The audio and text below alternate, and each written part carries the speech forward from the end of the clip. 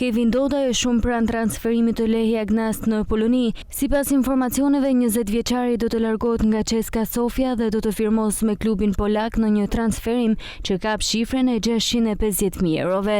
Lajmi është konfirmuar edhe nga burime të ndryshme pranë futbollistit, të cilat konfirmojnë se Doda i pritet të nënshtrohet testeve mjekësore përpara firmës. Kalimi tek Lehia Gnask është një mundësi e rëndësishme për sulmuesin shkodran, i cili nuk bën pjesë në planet e CSKA Sofia për këtë sezon. Doda i formuar tek Vllaznia ishte huazuar sezonin e kaluar tek Kuqeblut, ndërsa tani pritet të nisë një aventurë të re në futbollin polak. Nga ky transferim do të përfitojë edhe Vllaznia.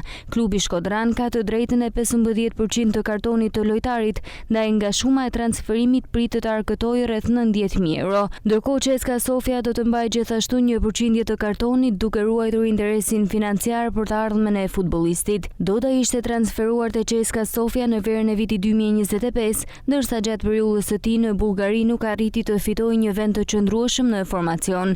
Tashmë destinacioni i rallës është Polonia, ku Lehia Gnask po përgatitet për të afruar përfundimisht sulmuesin shqiptar. Vizitat mjekësore pritet të kryhen së shpejti, ndërsa firma me Lehia Gnask mund të vijë menjëherë pas tyre.